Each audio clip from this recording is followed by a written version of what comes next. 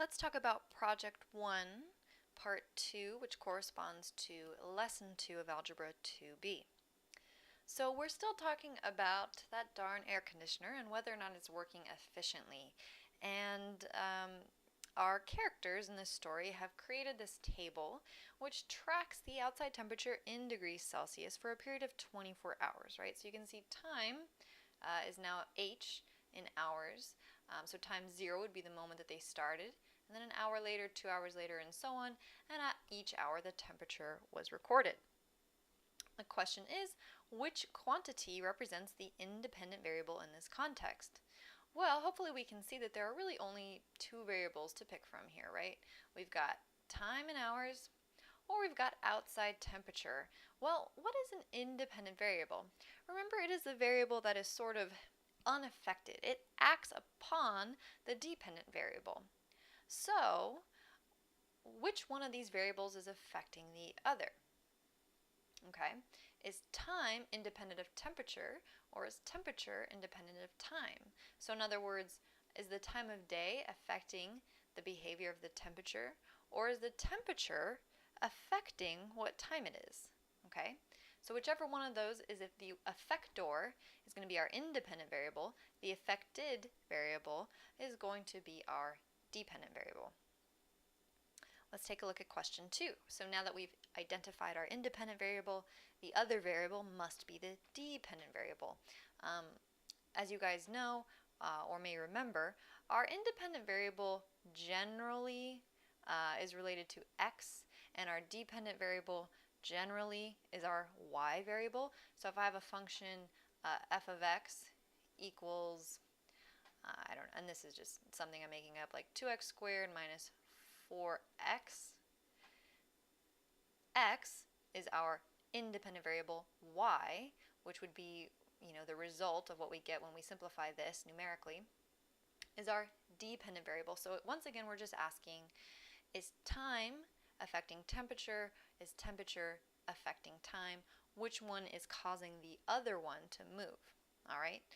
So the affected variable is our dependent variable. Its value relies on the identity of the independent variable. Let's look at question 3. Question 3, you're given 4 graphs to look at, and it asks you which is scaled appropriately. And I chose not to represent them here because I think that if you just visualize it, you're going to be able to do this one without too much trouble without me. But I'm going to give you a couple clues. First of all, I think that if you just look at this, this is something you can kind of use reasoning to figure out. So, how should a graph be scaled? And when we say scaled, we're talking about how much of the x-axis we're showing. Are we showing the values 0 to 10, or are we showing the values 0 to 100? Okay, same thing with the y-axis. How much of it are we showing? Not only that, what distances are we showing? So imagine that I showed you this graph, and let's say it had some function on it. And let's say the only tick marks I gave you 0, I gave you 100, and I said, okay, here's 50. Well, this isn't very good scaling. What if you wanted to know, some values of some stuff in here? It's not super helpful that all I gave you was 50. Likewise, on the y-axis, what if I said, all right, well, here's 0, and here's 25, and there's 50, and that's all you get? That's not very well done, is it?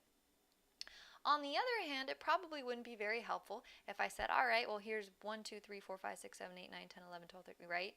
Imagine if I had all these tick marks. So there's a version where we don't give enough information, but imagine seeing a graph where, we had all these numbers crammed in.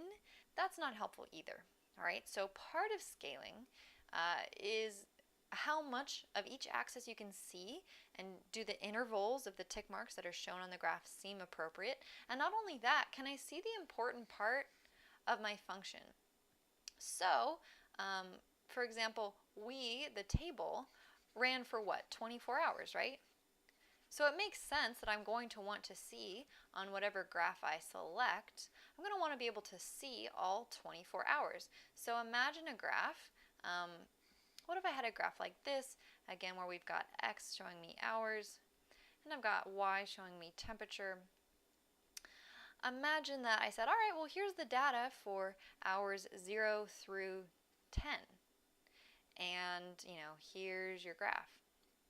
Well, that's not very helpful. Once again, I plotted a table that asked me for hours 0 through 24, but here I've cut it off at hour 10. That's not very helpful. So a good graph will have our ability to see all the needed values for x and y. It's going to extend at least 24 hours.